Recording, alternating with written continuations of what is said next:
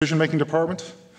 I've had the privilege of putting together a fair portion of the CSF agenda. I hope you've enjoyed it and found it stimulating. Speaking personally as someone who's interested in, thank you.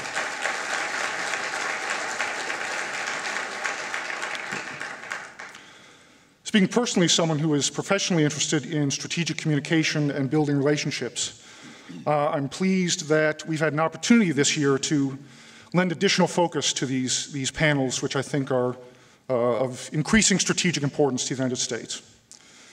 This panel is on relationships to partnerships, building trust and cooperation. I'll have the panelists speak for about 15 minutes each. We're going to go slightly out of order. Dr. Drezner, who's joining us from Tufts University, will be leading off. I'd remind everyone we have published bios in your packets, so I'll just leave it at that very brief introduction, and without any further ado, Dr. Drezner. Thank you very much. I'd like to thank the Naval War College for having me out. As it turns out, last month I was at the Air War College's National Security Forum down in Maxwell Air Force Base. So frankly, the ball is in the Army War College's court at this point. I'd like to hit the trifecta by the end of the year. I'm hoping that gives me the perk of being able to attack any country I want, you know, once you get all three.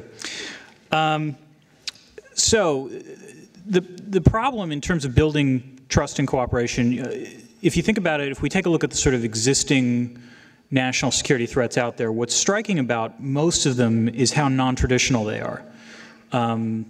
As much as there's concern about a rising China, and I'll talk about that in a little bit, most of the serious security threats to the United States seem to be either non-state actors in the form of Al-Qaeda, in the form of pirates off the Gulf of Aden, in the form of cyber hackers based in any which country, or in other instances, the threats don't actually have an actor. We can't talk about the environment being an actor. We can't talk about disease vectors or pandemics being an actor. We certainly can't talk about financial complexity and financial crashes, even though it's easy to find someone to blame with those. Very often they're what's often called normal accidents, which means the system is so complex they're inevitably going to break down. And then of course there are volcanoes, depending on the threat we're talking about. Most of these threats, or protecting against these threats, are classic public goods questions, trying to create global public goods. The thing about global public goods is that they have two qualities. They're non-rival, which means if you actually halt pirates, it's not just US shippers that benefit from this, it's every other country's shipping authorities that benefit. So one country benefiting doesn't prevent another country benefiting from it. And frequently they're non-excludable, which is if you provide the public good, even if someone doesn't chip in, they're still going to get the benefits from anti-terrorism policies or improving national health, things like that. Now, if you think about it, these threats are opportunities because they're threats that affect all states. And so that presumably is an opportunity to build trust and cooperation across borders. But opportunities are not guarantees, and there's a lot of reasons why, even though the largest number of threats are non-state in nature, you're still going to have a lot of contentious politics going forward. So let's think about the good. The good is that traditional threats, as we understand it, which is threats posed by other nation states, are actually on the decline. If you take a look at any data out there, from the Human Security Project or what have you, you will see the traditional interstate wars have been on the decline since the mid-70s. Even even civil wars have been on the decline since the mid-90s. There has been no great power war since 1945, and that's the longest stretch in world history that there hasn't been a great power war. And in some ways, if you take a look at what happened in 2008 with the global economic downturn, which was the most severe since the Great Depression, what's interesting, to quote Sherlock Holmes, are the dogs that didn't bark after that downturn. You saw no return to autarky. You saw no, I mean, there was some ticky-tack protectionism, but you saw no, reversion to beggar thy neighbor policies. You saw no states so desperate because of economic downturns that they engaged in diversionary wars, that they tried to ratchet up hostilities with neighbors in order to build up their domestic base. And this is all to the good. These plagued us for quite some time, and it allows for a reallocation of attention and resources towards more non-traditional threats. And the one thing that all states have in common, regardless of their regime type, regardless of how fearful they are about the international system, is that no states like threats to their monopoly on power. None of them like it when any other actor out there tries to pretend that they can act like a state.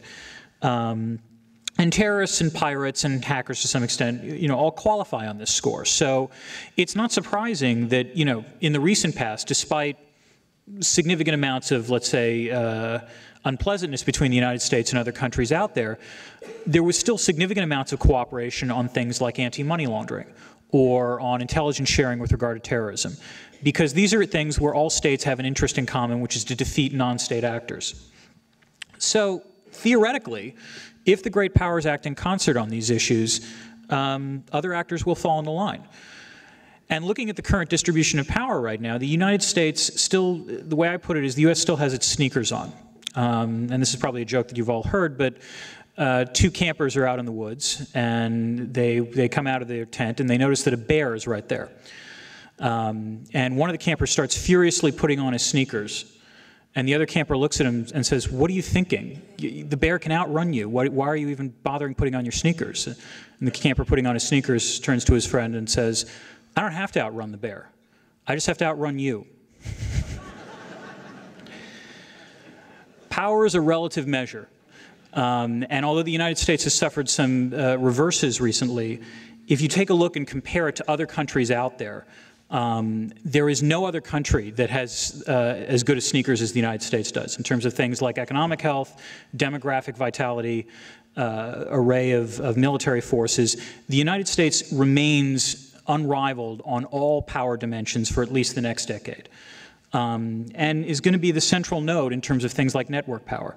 In some ways, the U.S. benefited from shifting, let's say, from the G8 to the G20, which was not the perception, I think, at the time in 2008, because in shifting from the G8 to the G20, the U.S. moved from a somewhat Europe-dominated body to a body not dominated by no one except the United States, potentially, which has better relations with almost all these countries than these countries have with each other. Now, that's all the good. So that's the positive news I can give you. The bad is the following. Even if states have common preferences on a lot of issues, they can still disagree about a fair amount. Never underestimate the ability of great powers to disagree. There are severe distribution of cost questions in terms of providing public goods. Think about the dispute at Copenhagen over reducing climate change. Think about the sovereignty costs that are entailed in terms of cooperating on things like intelligence or anti-money laundering. States traditionally don't like giving up their sovereignty. And it's worth noting that the rising powers out there, China, India, Brazil, are in some ways even more jealous about their sovereignty than the United States is. Another problem is that the good news about the decline in traditional threats allows states to engage in what I would call buck passing, which is precisely because those threats have declined, there's no emergency out there, no existential threat that forces states, as happened, let's say, with the Western Alliance during the Cold War, to cooperate despite the fact that there were disputes over the distribution of costs. And furthermore, in some sense, from the United States perspective, it's disconcerting because any hegemon, any powerful actor needs supporter states. The United States wasn't able to, effectively wage and win the Cold War without key supporters, both in Europe and Japan. And it doesn't take a genius to look at Europe and Japan right now and realize that the supporter states are waning in a way that we didn't anticipate 20 years ago. And there you've got other actors that are rising out there. The BRIC economies, Brazil, Russia, India, and China. You've got Turkey, you've got others. And these other states are feeling their oats a fair amount, as the recent initiative involving Brazil and Turkey and Iran suggests. And then the third problem here is that the domestic politics in most of these countries is badly constraining cooperation. Consider China and the United States. China is facing, rising amounts of internet nationalism, where we don't know exactly what the Chinese population thinks, but we know that the people who write online are not terribly thrilled with cooperating with the United States. The PLA has clearly been getting twitchy over the last year, and I think that's an understatement, and anyone who paid attention to what happened in the Shangri-La dialogue the past week would notice that. In some ways, you can understand why China is acting like this, because I think the comparison would be accurate to what the United States had to deal with 100 years ago, which is they're a rising power. They're perfectly comfortable with the status quo because the status quo has benefited them tremendously. And now suddenly they see themselves as being asked to assume a much greater burden of responsibility, and they don't want to do that. They think of it as a strategic trap. Similarly, the United States also faces greater domestic constraints as foreign policy becomes a more populist tool. Speaking to a naval audience, I know a fair number of people in the audience probably want to see the Law of the Sea Treaty ratified. The Navy has been one of the biggest boosters of having that treaty ratified, and there shouldn't be any problem with that. All you have to do is get 2/3 of the U.S. Senate to agree on something. Good luck with that. And this leads to some problems. If you have states with dramatically different, domestic constraints, you're going to have a lot of disputes over time. You're going to have a lot of forum shopping where states try to, capture or promote their own particular international organization as the solution to the problem. And the sum result of this is that global governance structures writ large look pretty ineffective. So, given that, what would be my advice? Because I think we're supposed to offer advice, and as a professor I can't stand doing that because I'm just supposed to analyze. I'm not actually supposed to recommend anything. I will advise 3 R's: retrench, revive, and reassure. By retrench, I mean scale back commitments and obligations that are less vital but more expensive. This probably involves not invading other countries for a little bit. That would probably be a good idea. Fortunately, we appear to be doing that.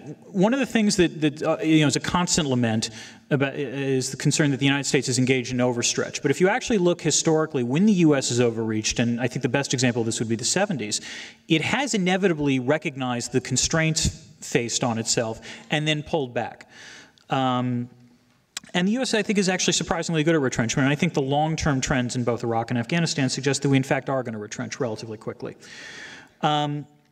And there's an advantage to this because retrenchment allows other countries in the world, as much as other countries like to grumble about U.S. hegemony and the U.S. sticking its nose where no one wants it to be, the only thing worse than that for many countries is if the U.S. decides not to do that. If the United States decides not to intervene. And so it's worth occasionally reminding other countries what would happen if, in fact, the U.S. does engage in retrenchment. The second is revival. The U.S. needs to restore its own economic vitality. Again, I think this is an instance where the Obama administration is, relatively speaking, on the right track. One of the largest components of their national security strategy was the fact that, power begins at home. Whether or not the necessary steps will be taken is another question, but at least they understand the prioritization there. And the truth is that for all the talk, for Nick's colleague Joe Nye at the Kennedy School likes to talk about soft power, the idea of getting others to want what we want. In my experience, soft power flows from hard power.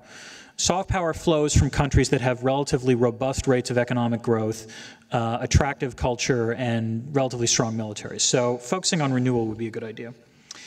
And then reassurance. And reassurance here, I mean both domestically and internationally.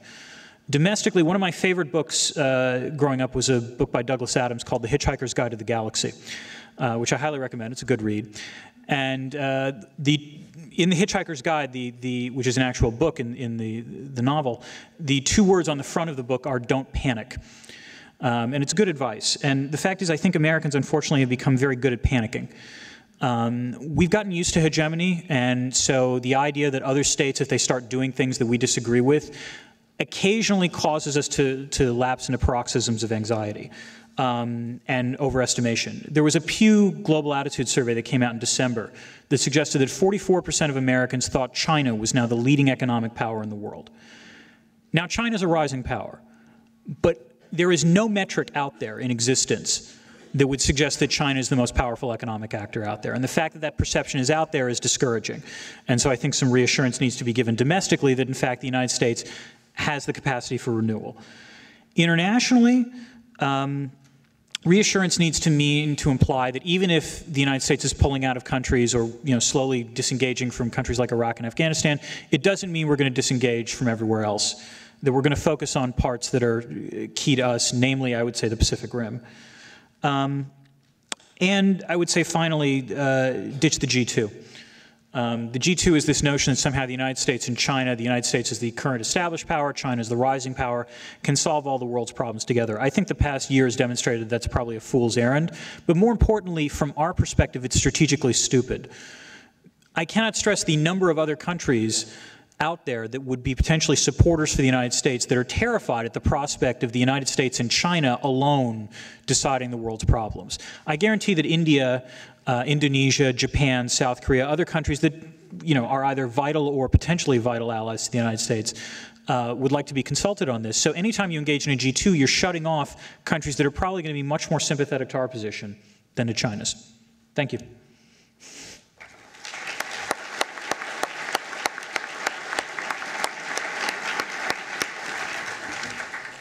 Well, thank you very much for those remarks. And now we'll hear from Ambassador Nicholas Burns from Harvard University. Thank you very much, and good afternoon, everyone. It's a pleasure to be here, pleasure to be with Dan and Charlie, and to listen to Dan, and look forward to Charlie's remarks. I was very pleased to accept this invitation for one basic reason. I was a career Foreign Service officer for 27 years, 3 months, and 9 days. I wasn't actually counting. I had a wonderful career and loved every minute of it. But one of the great advantages of that career is that throughout it, from my junior officer days to the end of my time in the Foreign Service, I was working very closely with the United States military, and particularly with the Navy. I served in Greece as ambassador. We couldn't have fulfilled our mission without the Sixth Fleet. I served at the only joint State Department DoD diplomatic mission in the world. It's called NATO. During the Iraq War, 2003 and on, and as we deployed into Afghanistan, we had more military officials, more DoD civilians and uniformed personnel in our mission than we did American diplomats, and we all got along and we worked in common purpose. So I'm a great admirer of the Navy and of the military, the Navy in particular, the military in general, and just wanted to congratulate all of you for what you're doing for our country, which is so important. The second thing I want, and yes, let's give a round of applause for the military.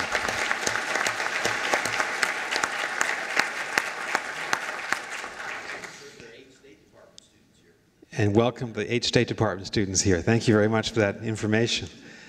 I had a wonderful tour of your museum, and it's a fabulous museum, just before noon today, and saw a quote, I think twice, from Admiral Luce, that the mission of the War College is the prevention of war. And that makes a retired diplomat like me feel that we have common cause. Because you serve as we served, to fulfill the national interest, to defend the country, to advance our interests, but also, hopefully, if we're working well together, to get our way internationally without fighting. You have to go into action when we civilians fail. But sometimes we can succeed because we work together. That's a good and noble mission for the War College. It aptly describes what the State Department, what statecraft, what diplomacy is all about. So I was thinking about the charge of this panel, partnerships. How should Americans think of our partners around the world? And I had 5 suggestions just to offer you today. I'll try to do this very simplistically and very briefly, and look forward to your questions. Here's my first suggestion. The way to advance American partnerships and alliances in a globalized world, which means we have to think more intently about alliances and partnerships and build them more assiduously, even than we did in the past, the way to begin it is to think about American power and to make the following pledge. We have to maintain American power in the world. And by American power, I mean the superiority of our military power in the Pacific and in the North Atlantic, in the Middle East and South Asia, where most of our vital national interests are currently at stake. And it means maintaining all of our national power, all the metrics of our power that Dan talked about, that are so important that underwrite an effective foreign and military policy. What are those metrics? I can think of 4. Dan reviewed all of them. We are the unsurpassed military power in the world. We spend more on our national defense, all of you know this, than the next, I think, 14 or 15 countries combined. If we look ahead a generation, 30 or 40 years, there will be no country, I believe even no combination of countries that could approach us in military power. So we're doing well there. Politically, we're a highly influential country. Madeleine Albright, when she was Secretary of State, got into trouble with some of the Europeans when she said, we're the indispensable power. Some of the Europeans thought that sounded arrogant. She's not an arrogant person. What she meant was, whenever there's a problem in the world, and Dan mentioned this, whether countries like us or not, even in places that are imbued with anti-Americanism, unfortunately, they'll call us. The problems in the Taiwan Straits, 1995, President Clinton intervened between China and Taiwan. After the Mumbai attacks, November 2008, it was Condoleezza Rice who went out and literally stood between our friends in Pakistan and India and said, you have to resolve this problem by diplomacy, not by war. 62 years running, the conflict between Israel and the Palestinians, 62 years now. It's really only the United States that can be an effective intermediary because Israel doesn't trust anyone else, and because, ironically, despite the fact that we have some policy differences, Palestinians trust us as well. So we've got a lot of political power. Dan referred to soft power, and my colleague at the Kennedy School at Harvard, Joe Nye, has popularized this and spoken about it and written about it. I believe it exists. I think all of us see it. I certainly, as a diplomat, felt that we had soft power. What is it? It's the attractiveness of our universities. It's the attractiveness of our values. It's the ingenuity and innovative spirit of our private sector, of our business class. And it's above all our values as a country. Those values, I think, are demonstrated every day of the year by one fact. Millions of people are trying to get into this country, legally and illegally. Millions of people are not trying to get into China because it's not free. And they're not trying to get into North Korea, and they're not trying to break down the borders to get into Iran or even into Russia. But they're trying to come here. And I hope if you're not American, this doesn't sound too arrogant. But I say this with some pride. We are a democracy. We affirm human rights and human freedoms, despite our many flaws and imperfections. Soft power exists. And so building up these dimensions of national power, military, political, and soft power, are very important. But there's one other metric, economic power. And it happens to be, I think, the most important of the four. If I had been at this conference in any other year preceding 2008, I would have said we're doing just fine. We are still the largest economy in the world. By any measure of GNP, China will not overtake us for another 20 years, 25 years. But China is not going to overtake us probably in innovation. It probably won't rival us in biotechnology or nanotechnology. Fareed Zakaria says they will be two of the major indicators of economic wealth and power in the future. But there's a problem with our economic power. Is it resting on solid foundations? Those foundations started to shake in mid-September 2008 with the near crash on Wall Street. And we're still feeling the tremors of those foundations not very secure. We're now the largest debtor nation. We're no longer a surplus nation. We're now indebted to countries like China. And so we find that we're no longer truly independent in a globalized world. In fact, we have a symbiotic relation of dependence on China. And in part, China depends on us too. Larry Summers, very smart guy, and I'll try to paraphrase this, said a couple of months ago, how long can it be that the world's largest debtor nation will remain the world's strongest power? And I do think that our military, political, and even in part our soft power depend on the ability of the United States to regain our economic footing and shore up those economic foundations and make the right decisions. So the New York Times prediction of a couple of weeks ago that if we don't change our way of living, spending more than we earn, if we don't deal with the entitlements crisis coming, our budget deficit will be at 140% of our GDP in 2 or 3 decades' time. Those are frightening figures, the kind of figures that bring down economies, and if my colleague at Harvard, Neil Ferguson, is right, bring down empires.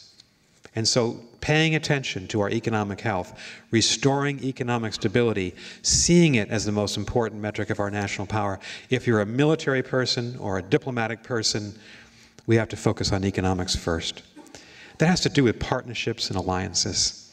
Second, Dan said something very important, It'd be my second prescription about partnerships and alliances. We need to recognize that everything about the world is changing. The world that we knew, and I joined the Foreign Service as an intern in Nouakchott, Mauritania, in West Africa in the summer of 1980, that was a bipolar world.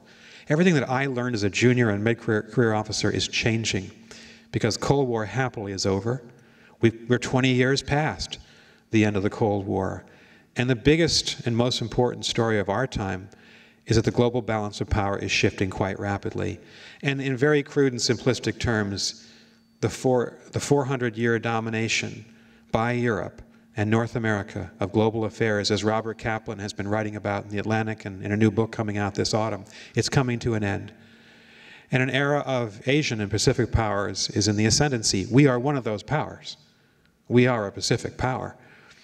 But certainly the rise of China, India, and Brazil on a global basis, the rise of Turkey, Indonesia, perhaps Iran, unfortunately, I say that unfortunately given the policies of its government, Mexico on a regional basis, South Africa, that trend is with us, and so Americans need to learn some new lessons.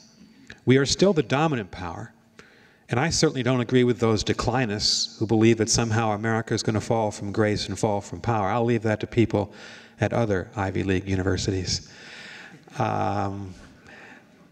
It may take a while for that to sink in. I'm at Harvard, not Yale, but anyway. I don't believe with those people. I don't agree with those people who believe that America is fated to decline in a substantial way if we can get our economic house in order. But we have to learn to operate differently. We can't always get our way as the world's largest power. Dan's example of Turkey and Brazil trying to outflank their friend, in the case of Turkey, their ally, the United States, on Iran policy on the eve of a sanctions vote at the UN, was really quite striking. And there's lots of other examples of the United States now having to live in a world where we no longer control events. We have to manage as best we can through an alliance system and a system of partnerships as first among equals, but no longer as the country that calls the shots.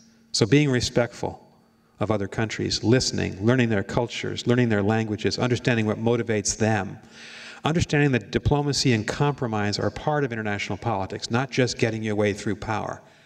It's very important in an alliance and partnership-driven world to have that kind of mentality. I'm not sure all of us have learned those lessons, all of us, because we came from a world where we called the shots, and we're now in a 21st century where we're powerful, but our power is limited by events and by the rise of these other powers.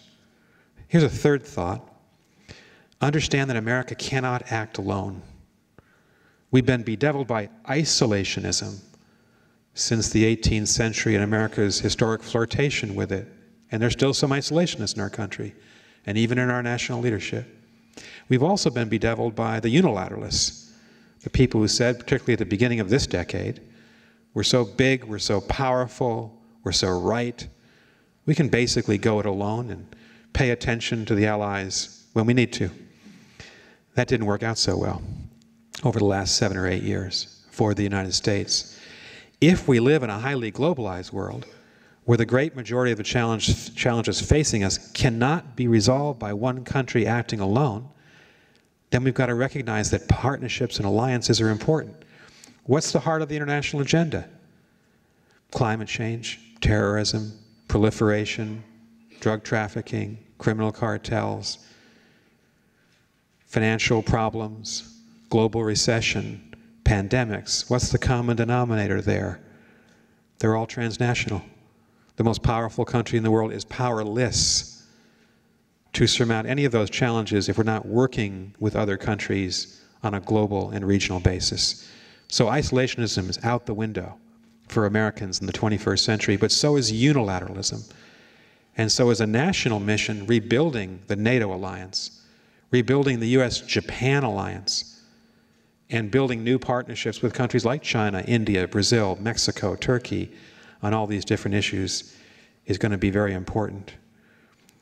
And that would be my fourth thought. NATO's vital. I remember at the end of the Cold War, when Germany was unified almost miraculously as a democratic country in NATO, a lot of people said, well, we can just close the doors to the club. Mission accomplished. And luckily, Secretary of State Colin Powell said, and Secretary Baker before him, Secretary Christopher, can't close the club. We have other countries knocking to get in. The 10 countries in Central Europe that we've taken in as members, strengthening that alliance, and not just for fighting wars, but for fighting climate change and recessions and dealing with difficult problems like Darfur. That's going to be critical to augment American power in the future, paying attention to that alliance and modernizing it. We have a new chance with Japan. New prime minister named just the other day, formed his cabinet, announced it yesterday in Tokyo. That's the cornerstone of American security in Asia, the U.S.-Japan alliance and the alliance with South Korea and Australia, with Thailand and the Philippines. That's a critical part of the world. Modernizing those alliances for the 21st century, there's nothing more important. And finally, I'd say this, and I'll end here. As a fifth thought about partnerships and alliances, and I say this very respectfully, it can't be all about the military. American power is based on our military power, but it's not all about the military. And I say this with great respect to a largely military audience. I don't want to see us reduce our defense budget. I want to see American military superiority well into this century. That's what the national security document of President Obama said last week. That's a bipartisan wish. But if we think that we can be safe just because we have a strong military in a very complicated, messy 21st century globalized world, we'll be mistaken. And so rebuilding the State Department, USAID, for new missions is vitally important. Some of you have heard these comparisons, so forgive me if they're old. But you know there are more lawyers in the Pentagon than there are American diplomats.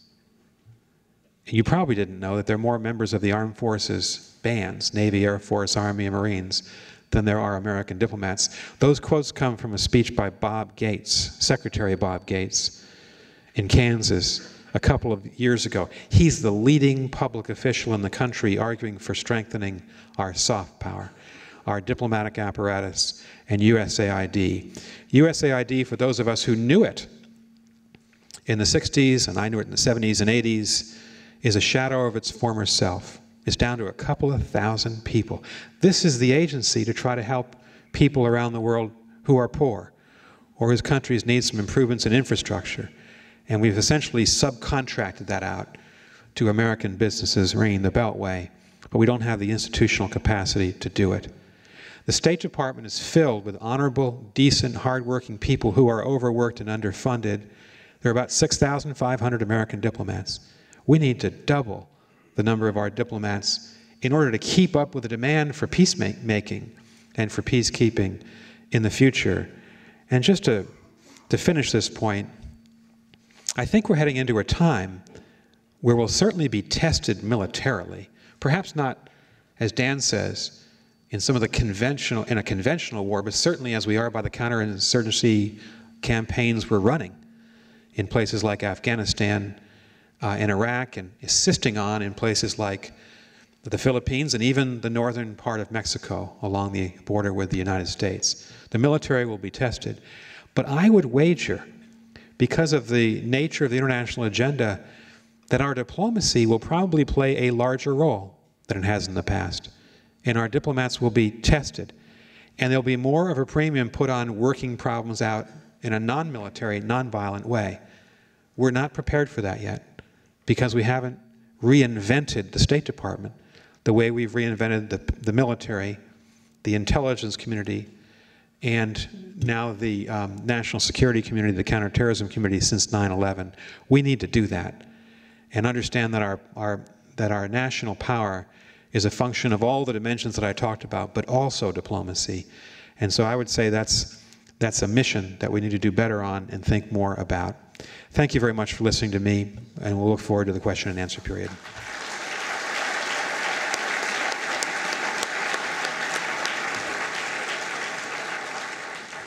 Thank you very much, Ambassador Burns, for those remarks. And now we'll turn to Professor Charles Hill from Yale University.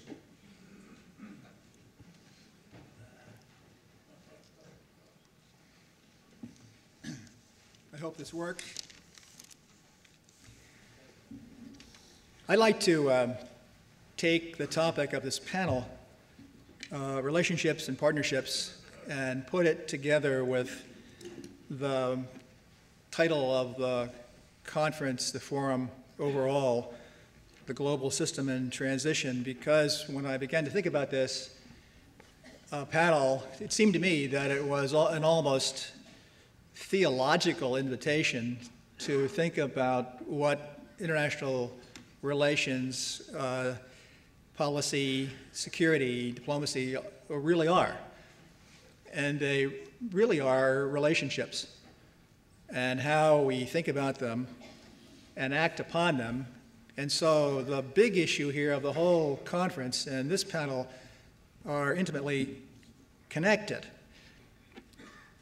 And I think what we all need to do here, because we've heard a wide variety of commentary in these 2 days, is each one to try to take this topic of the overall forum and maybe redesign it for yourself, edit it, the global system in transition. We've had speakers who have been motivational, grim predictors, those who have been very uplifting and heartening about the certainty of American power, American principle in the future, not changing. We've even had a little bit of, I might think of as whistling past the graveyard. I think in 25 years, looking back at the video of this conference, it's going to be very interesting. Did we get it or not?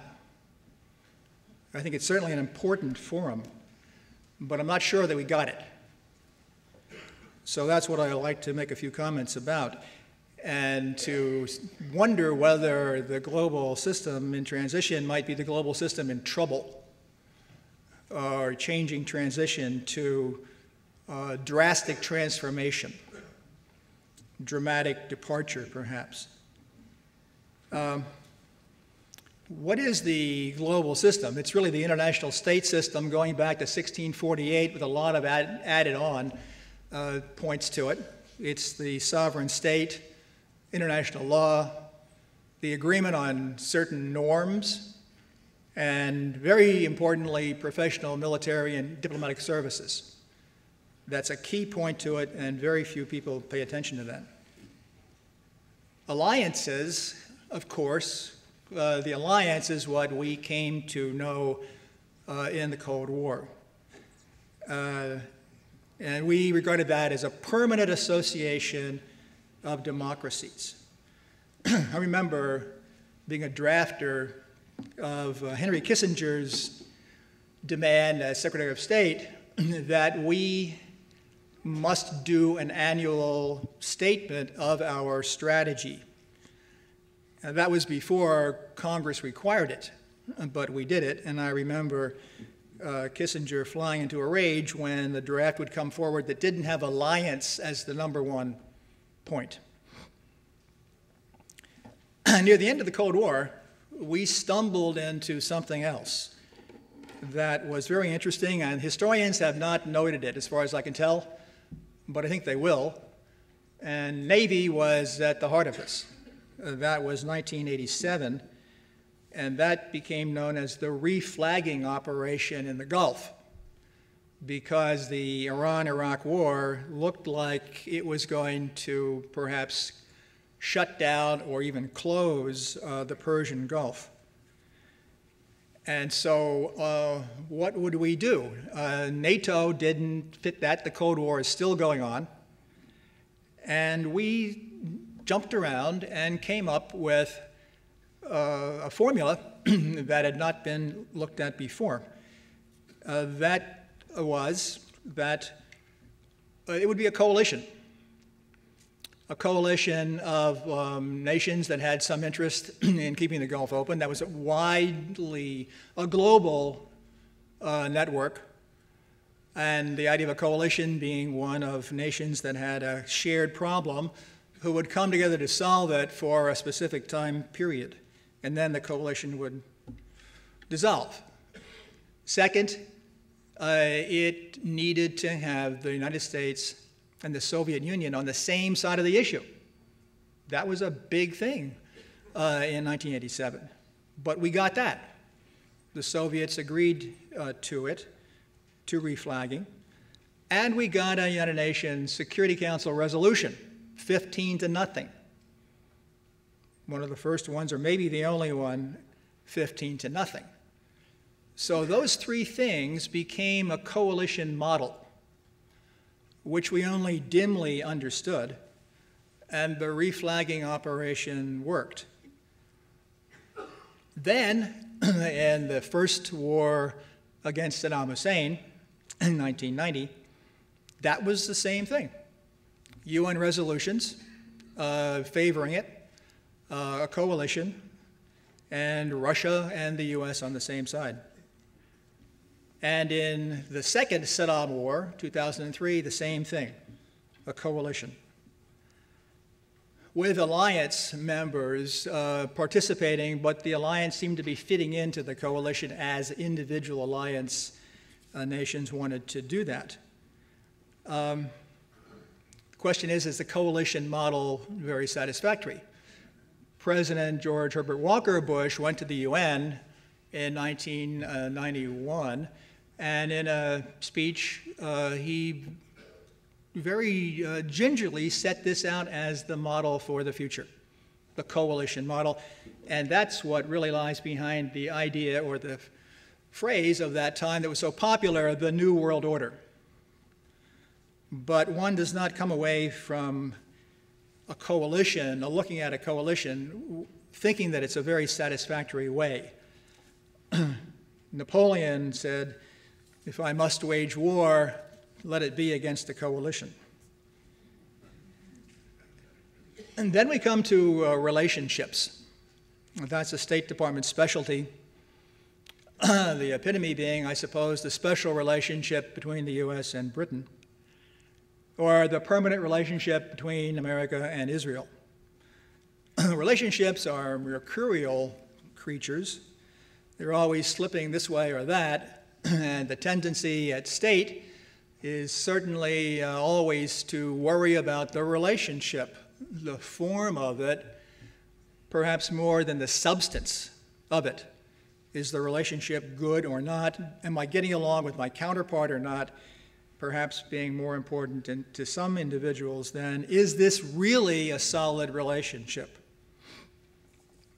I remember George Shultz, as Secretary of State, saying, telling a story frequently about his time as a labor negotiator, a story about a shop steward who told the workers to cool it. Don't cause trouble, because we've got a good relationship here. And Schultz said that turned a relationship into a cover story behind which things got worse and worse until there was a disaster between labor and management. Partnerships, in this panel's title, are certainly a good thing, mutually beneficial. I've just been reading a study on India, and India is expanding its relationships into partnerships. Bilateral exercises, training, exchanges, intelligence sharing, and so on. And these partnerships, if done well, should build trust, gain some benefits on both sides, provide an ongoing network of understanding that can be a safety net for a relationship that starts going in the wrong direction. And a partnership might carry that trajectory forward to something stronger and more permanent, such as joining a coalition when the opportunity comes forward, or even perhaps getting to something akin to an alliance. But now something has come forward that has been mentioned 3 or 4 times in this forum that is, in some sense, all about relationships. And that's the National Security Strategy that was released a couple of weeks ago. Our ambassador to the United Nations, Susan Rice, was quoted in the New York Times as saying that it is a dramatic departure from previous American policy. And I think that she's correct. I haven't seen much media commentary on it. There have been a couple of columns on it, but they haven't analyzed it in its entirety by any means. It's a serious document, and it's going to be read certainly much more avidly and carefully and underlined by foreign countries than I see it being attended to by our own commentators. It may turn the whole matter of relationships into partnerships, alliances and coalitions into a different realm. It has a logic chain to it when you read it closely. There are 4 parts to it. The first is engagement. The word engagement is repeated so often, so many times, that one inescapably concludes that this is intended to be the American doctrine going ahead. That is the Obama doctrine. A single term, a single word, much in the way that containment was the single label for the Cold War policy. So that's engagement, and it will be, as the document says, comprehensive. We will engage with all parties at all levels. Second, and this may be the most consequential of all, and not mentioned in the commentaries at all, we will accept the world as it is. That requires a lot of thought, more than I can get into here. In the document, it says that this redefines the standard definition of realism. To be realistic from this point forward means engaging with all regimes and seeking to impose our ways on none. As Wittgenstein said, the world is everything that is the case. Another term for this, a synonym, might be accommodate. Third, the point of this new national security strategy is to build consensus, to create a community of interest and common approach on all major issues. This will produce international cooperation, which the NSS says in a strange formulation. International cooperation is, quote, how we endured the Cold War, unquote. Fourth, for those who, despite being engaged comprehensively, will not join the consensus, the consequence will be isolation. Isolation means they will miss the opportunities and benefits which come from international cooperation. These 4 points, I think, are a dramatic departure. And here's the most significant thing, most significant of all. This is not simply the Obama White House or the president. This is the culmination of a huge cultural change that has been going on for 30 or 40 years. I think it represents the longing and the stated desires of the American intelligentsia and cultural elite over many decades to approach the world in this way, to listen, to learn, to cooperate, to keep our power soft, to persuade, to hang back. So a huge cultural change among the intellectuals of the country is now White House policy for the first time. The implications of this new strategy can be read between its very carefully drafted lines, and it is very, very carefully drafted. There's strength in diplomacy. Secretary of State George Shultz, again and again, especially as he went into the second term of office, said that strength and diplomacy have got to go together. They have to be used in tandem. That strength without diplomacy is not politically sustainable. And diplomacy without strength is futile. The new NSS leaves the impression that we are going to be moving on diplomacy alone. On armed forces, the new strategy makes it clear again and again that America sometimes will have to use military means, but it implies that this would only be under the most dire circumstances.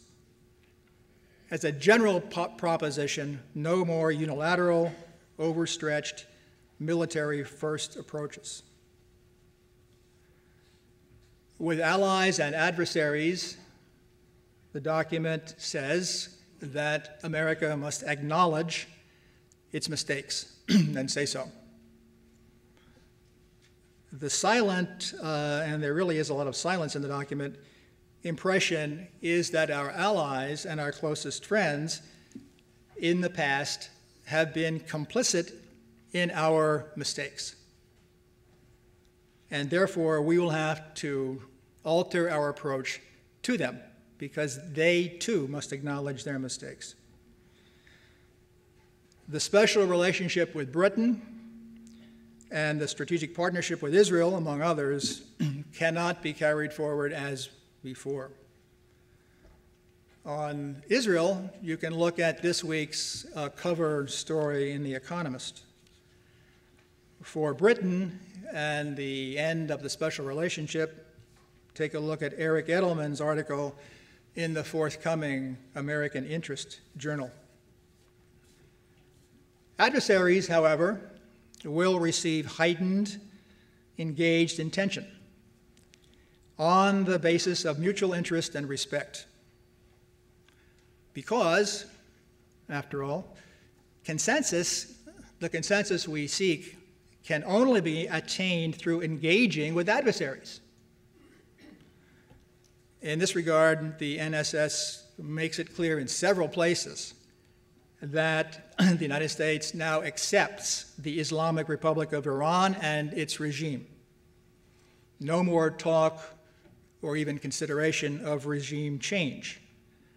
And this explains the lack of support in Washington for the Iranian opposition, which came into the streets exactly 1 year ago to protest the faulty, the flawed, the fraudulent election. And then values. The NSS declares that America will support universal values, although these are not described in detail. A dramatic departure is that the U.S. will no longer promote democracy. We like democracy. We like our democracy. We will support countries that become democratic, but we will not help them in that effort. It's an after-the-fact approach to democratization. And we will promote our values by living them here at home. The very careful drafting of the NSS makes several fascinating distinctions. One of them is women's rights. It is clear from the document that we support women's rights. But when that comes in the document, also makes it clear that we do not put women's rights under the category universal values. Because after all, I'm reading into this, there are people who don't believe in women's rights, and therefore it's not a universal value. And we wouldn't want to call it that.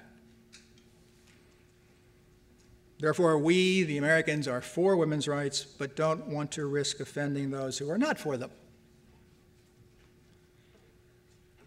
In a larger sense, this raises the question of whether the U.S., under this new strategy, will be leading a process of consensus building, or whether we will be joining their consensus by accepting their regimes and deferring to their values.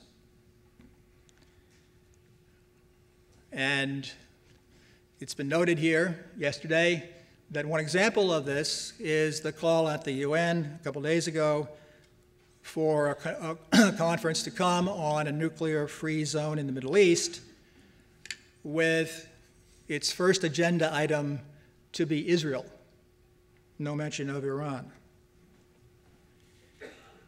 The main point of this, perhaps, is that under this new strategy, it will not be possible to build a new global consensus with our established relationships as they have been. At Yale, every September for the last 3 or 4 years, the National Defense University has brought its class of 50 or so officers from militaries around the world. And they come in quietly, we talk to them a little bit, and they leave the same day, and not many students see them. But the students that are involved with them are astonished because they, in most cases, the students have never encountered uniformed people in armed services. And here is this astonishing demonstration of individuals, Singapore, Senegal, Finland, Paraguay, all in the same room, and they all have the same rank structure, and they all are professional in the same way. They all are professionals sent by legitimate states, have many different views about policy, but they really amount to a worldwide network that is, in some strong sense, on our side. And they are involved in the matter of relationships and changing those into partnerships. And one thing that seems to be clear from their statements when they come to visit us is that they know what they're getting into. That is that America has allies and friends, that America favors freedom and democracy, that others who may not quite meet those standards still can be considered to be good international citizens, but that there are also rogue states, those that are in the international system, in the global system, and claiming its privileges and immunities, but outside it as well, and acting as its adversary or enemies, such as North Korea or Iran.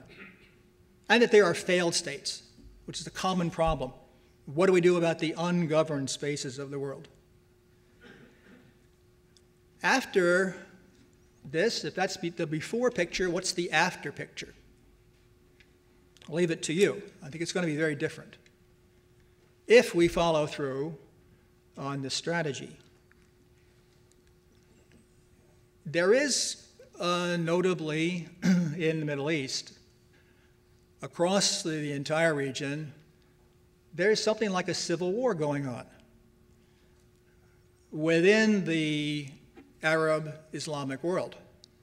And it's between those who, being as Muslim as you can be, want to be states and be in the international system, and those who challenge it violently, challenge their own states, Muslim states, on the grounds that even being a state makes you un-Islamic. At the same time, elsewhere, there's the rise of the China model, I've been at some conferences recently when this is brought up again and again.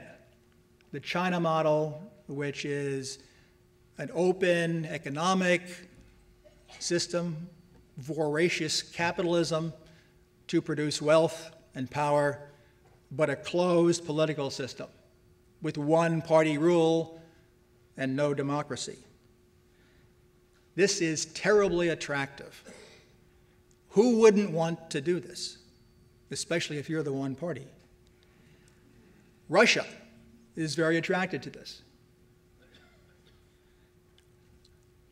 So in general, going back to World War II, maybe before, there have been three major world concepts that the United States, as the leader of the international system, has supported. One is an open trading system for the world. The second is a public sphere in which people can make their views known and have a voice in shaping politics, and public opinion can form. And the third is the idea that sovereignty should be in the people. The people should choose their governments or be able to hold their governments accountable. And that leads you down the path of democratization. If this China model takes hold, then two of the three at least are going to be disappearing: the public sphere and sovereignty in the people. And we heard some talk yesterday about spheres of influence, the idea that we'd have to get used to this. That will make a very different world. If China is the hegemon of all of Asia, or Russia reoccupies, as I think it's pretty clear that Russia's goal is to do, in one way or another, to regain control over the lost territories of the Soviet Union. And where else? Europe, Latin America. So the major question, in some sense, is can the United States, with these changes, maintain its leadership or even simply help to maintain the global system, the international system, under the approach put forward in the national security strategy? I think it's a very problematic matter. Thank you.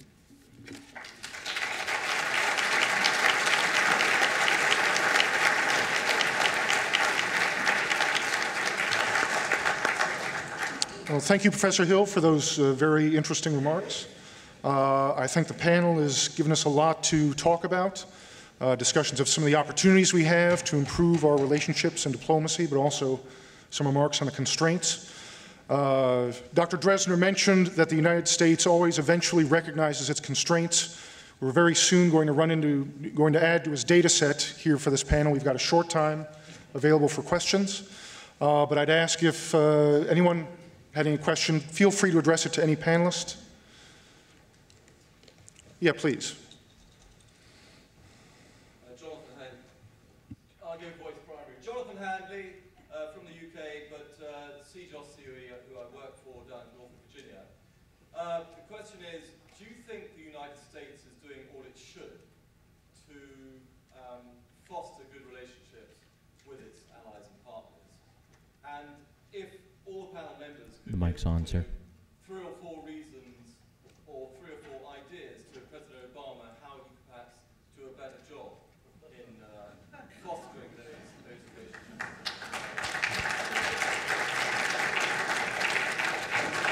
No, an excellent question.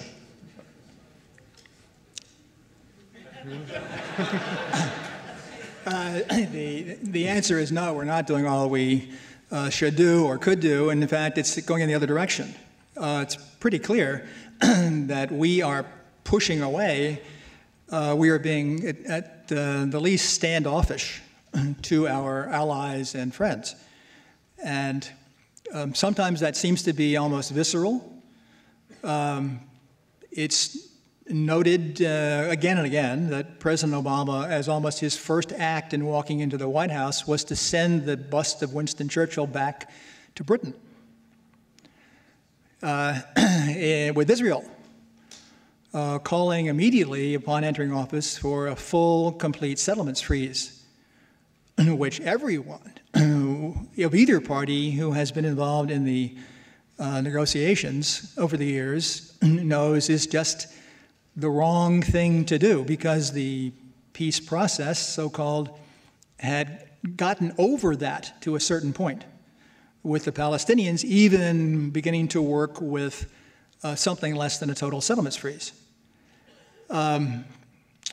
Such things as the treatment of, these are protocolary matters in many ways, not the settlements freeze, but others are. The treatment of Prime Minister Netanyahu when he was at the White House the last time, of the president talking to him and his aides, and then saying, excuse me, I've got to go to dinner, and leaving the prime minister there while the president was upstairs in the White House, to the point where the Israeli aide eventually said to a White House steward, could we get a little something to eat? And they brought them some cheese and crackers. There's something going on here. And I think that it is in the sense that since we've been bad, and we have to apologize for it, then our friends have been bad, because they have gone along this line with us. And so the important direction that we have got to turn into is toward our adversaries. And we can win them over by showing them that we have changed. I would just say a couple. First of all, thank you very much for asking about the special relationship, or for representing it. I'm in favor of it, except for this Saturday at 1:30 p.m. when the U.S. meets England at the World Cup. I have found in my career that the special relationship does exist between Britain and the United Kingdom and the United States, and it's extraordinarily important for us, for America. Because Britain and British diplomats, I thought, had the unusual capacity of being willing to tell us when we were wrong and give us good and frank advice. And yet, in the toughest possible times, we stood together. And so I never want to see that relationship suffer. I think that has a place, a very important place in our foreign policy. I would say the problem at NATO, and I served there as ambassador between 2001 and 2005, is not the United States, and it's not Britain. There are 28 members of the alliance, and only 4 or 5 are spending above 2% of gross domestic product on defense. And what it means is that when we went off to war in Afghanistan, there were only about 10 countries willing to fight in the south and east, where the great majority of the fighting is taking place, willing to take the casualties: Britain, Canada, the United States, the Netherlands, the 4 leading one, assisted, interestingly, by our Central European allies: Estonia, Latvia, Lithuania, Bulgaria, Romania, as well as a northern ally, Denmark. Who wasn't there? Germany, Italy, Spain, and France. They're not in the fight. They have chosen willfully not to be in Kandahar, Orizgan, Helmand, and Paktia provinces in Afghanistan. They're in the north and west. They're not capable of deploying militarily the way they should, because they're not spending enough, and they're not willing to engage in combat. So I don't blame the United States or the United Kingdom for the fact that NATO is faltering. I think the major continental European allies, and forgive me if you represent those countries, I don't mean to be particularly critical, except that lives are at stake, and the fate of this alliance is at stake. It's the first ground operation we've ever fought in the 61-year history of the NATO alliance. I would also say that we should spend at least as much time talking to Japan as we talk to China. China is our partner because it must be our partner. Japan is our ally because we wish it to be so. And Japan, you know, is in a state of political turmoil and some uncertainty about the future, but that military alliance is critical I think, to the global balance of power and to American security. Final point, and forgive the length of these remarks. I would suggest that we give President Obama a bit of a break. He's a patriotic American. He's doing his best. I think he probably has the most difficult foreign policy agenda of any president, I think, since Franklin Roosevelt, when he was inaugurated for the third time in 1940. I don't think President Obama has wanted to spend all of his first year and a half on the Afghan-Pakistan problem, or figuring out a way to get along and work effectively with China. I don't think he's done a perfect job. I would agree that we should not be fighting publicly with Israel. I think would be far more effective if we were able to fight and disagree privately. But there's something about allies and friends. As a general rule, better to keep problems behind closed doors, better not to try to weaken allies and friends publicly. I would agree with that criticism. I would agree with the very good point that Charles Hill made, and that is that diplomacy and strength go together. And I, as a diplomat, always remembered that diplomacy could never be effective if we didn't have the United States military and our military power standing with us. And so the fact that we have not been clear over the last year and a half that we'd be willing to use force against Iran if necessary means that our diplomacy is going to be less effective. And I'm someone who believes we should negotiate with Iran from a position of strength. But the way to negotiate with Iran is to have the Iranians think that we're willing to use any option to prevent that country from becoming a nuclear weapons power.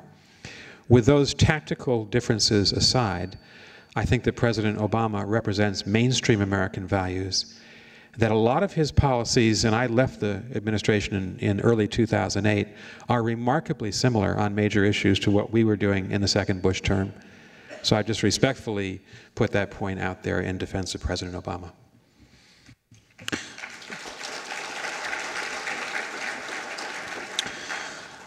I'll try to make three very quick points. The first is, I think the one error the Obama administration might have made coming in, I agree with what Ambassador Burns said. A lot of the policies the Obama administration wanted to put forward, particularly vis-a-vis our allies, were very similar to what the second-term Bush administration, I think, was doing. And in some ways, the unpopularity of George W. Bush, I think, was a great cover for a lot of our allies to get out of a lot of things that was requested by the United States, because they could always say, we can't do this. Domestically, we'd get roasted. There's no way we're going to do this. And I think the mistake the Obama administration made was believing that because Barack Obama was personally popular elsewhere, it would be possible for him to ask allies to do what they still didn't want to do, and what a lot of their populations, voters didn't want to do. And I think he didn't realize that his own popularity was not necessarily going to translate into more flexibility from allies. And I think he's probably finally realized that after the last 15 or so months. I would say in terms of dealing with Europe, one thing that can be done is to figure out exactly what is the European Union's role in foreign policy. If the U.S. has made any mistake, it's been occasionally outsourcing big issues to the European Union. And I'm thinking of Yugoslavia in the early 90s and the debt crisis last year and this year. This raises the question of exactly what is the European Union's role in terms of Europe's foreign policy. And I'm not a diplomat, so I'll say this. Sometimes it looks like a passive-aggressive dodge to me. It looks like an excuse whereby countries can say, well, we can't do this. We've got to do this through the EU, except, of course, the EU can't agree on anything. So it's a great way to sort of explain why they can't do anything whatsoever. And unless that situation is fixed, it's going to be remarkably difficult to repair that. On the Pacific side, I would say another criticism I would levy against the Obama administration is that the United States has been bad at recognizing that, particularly in the Pacific Rim, economic policy is foreign policy. And the extent to which the Obama administration has failed to realize that doing things like ratifying the Korea-U.S. Free Trade Agreement, or indicating that, in fact, it wants to engage and keep its markets open to other exporters in that region, indicates a lack of interest. And to these countries, their primary policy is doing anything to sustain economic growth. So unless the United States indicates that its borders are going to continue to stay open to goods from the Pacific Rim, they're going to be uninterested in the United States. Any more questions? Question? Yes, right here. You, sir, in front, please. I have a question for Ambassador Burns. You've heard Professor Hill's analysis of the, I would call, rather wimpy security philosophy that we have adopted here. And my question to you is, how far down has this sunk into the diplomatic corps? And if it's gotten down to any appreciable level, why should we want to double?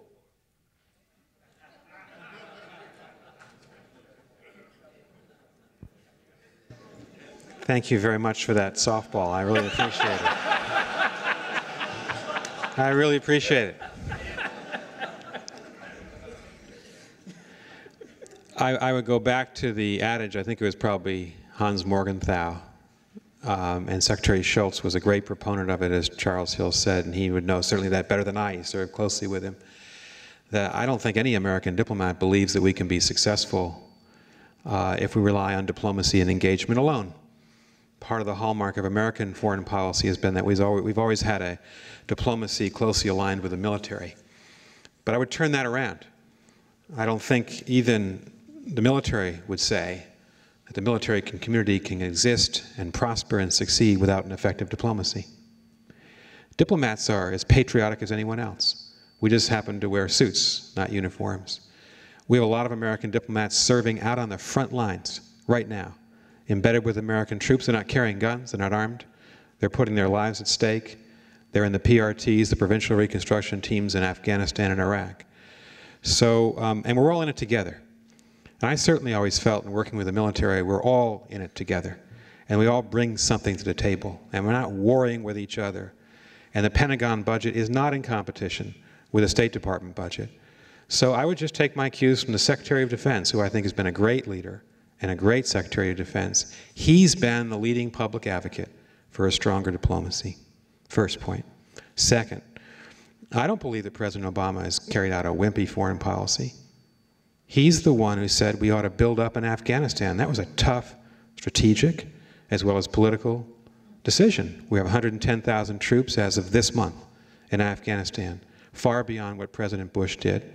I thought President Bush had the right policy, but I support President Obama's surge. I don't believe the way that the President is taking the war to al-Qaeda on the Afghan-Pakistan border is wimpy. I also don't believe engagement and diplomacy and negotiations is wimpy. It happens to be that a strong country like ours can sometimes get its way not by fighting, but through ingenuity, or through building relationships, or through recognizing that sometimes compromise is necessary in a violent world to avoid more violence. And so the attack on President Obama, not today, by the way, but just in general over the last year or so, that somehow engaging with disreputable regimes is unworthy of us. Ronald Reagan dealt with the Soviet Union. Barack Obama has said we should at least sit down with Venezuela or Iran. I don't think it's un-American. I think it's, you know, the success or failure of that policy should be judged by the results. And we'll see what the results are. We haven't even succeeded in sitting down with the Iranians in 30 years. So I would just suggest that diplomacy should not be seen as the weak sister here. Diplomacy is necessary for any country's strength, and I would hope that could be supported in this community, as well as in the community I used to work in. Thank you.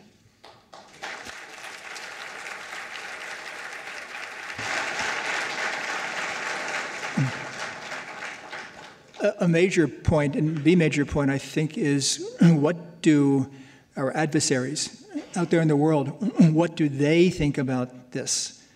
And as I said, they are reading this very, very carefully. And they are seeing this as a sign of American abdication, that America is getting out of the business. If you look at the last year in U.S. actions and policy and statements toward Iran, Iran has time and again humiliated the United States. We have said deadline and deadline and deadline and done nothing about it. We are far worse off with Iran than we, even with the Security Council resolution this morning, far worse off than we were a year ago. It's simply that this approach doesn't work. North Korea has put itself in a position that it can commit an act of war, a blatant major act of war against the Republic of Korea, our ally, by torpedoing a warship of South Korea, and they're getting away with it. Israel, which did always trust the United States to be an honest broker in the peace process, now has stepped away and says we really can't rely on the U.S. anymore. We've got to make it our own way. And that's the danger here. It's not the impression so much that is being left on our own diplomats, but how are we being seen by the rest of the world?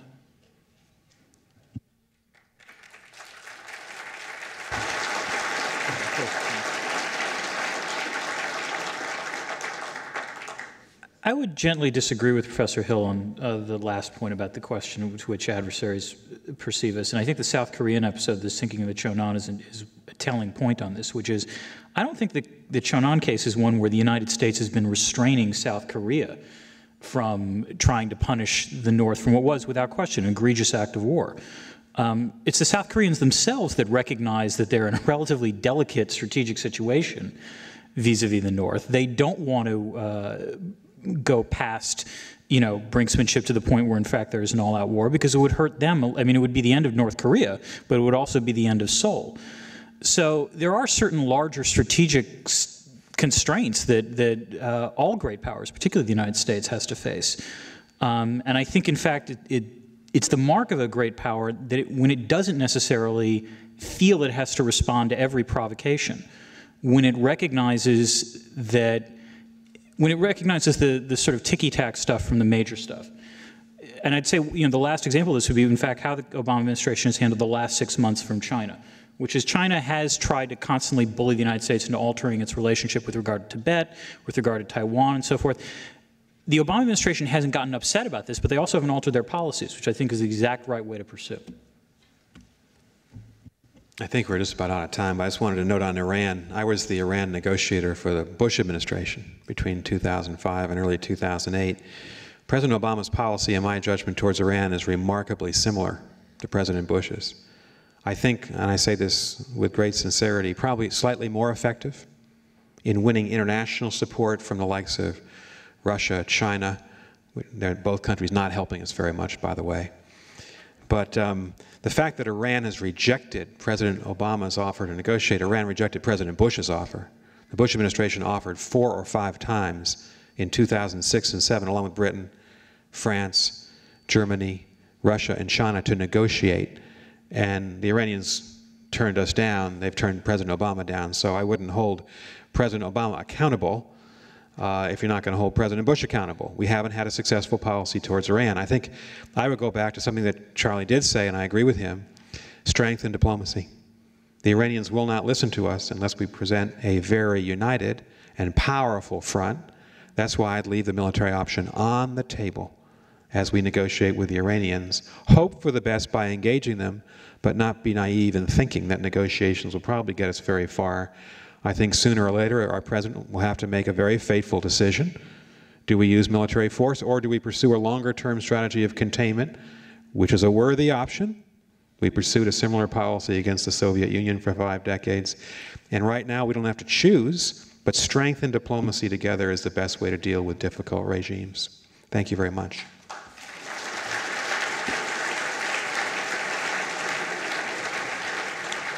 Regrettably, that's all the time we have for today. I thank the panel for what I think was a superb discussion of the issues involved in America's relationships overseas, and for providing a spectrum of perspectives. So please join me one last time in thanking the panel for this excellent discussion.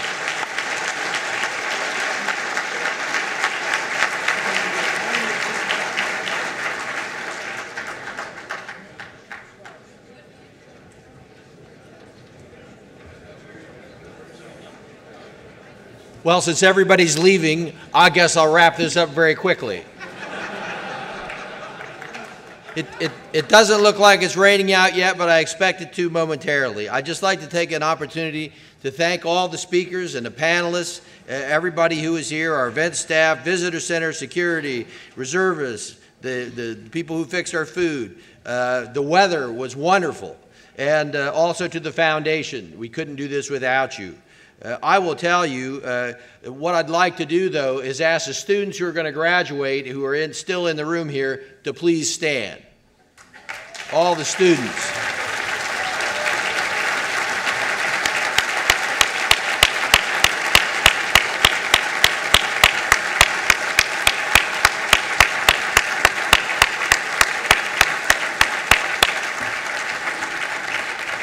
You know, we have between 80 and 120 international students here, along with our American students. Total student body who will graduate on Friday is almost 600, as well as over 1,000 who will graduate at our distance learning programs at Fleet Seminar places, over 20 different cities in the United States where they're taking our courses. I'd like to tell everyone thank you very much for coming. I hope you enjoyed it as much as I did. And again, to the panelists, thank you very much. This is wonderful.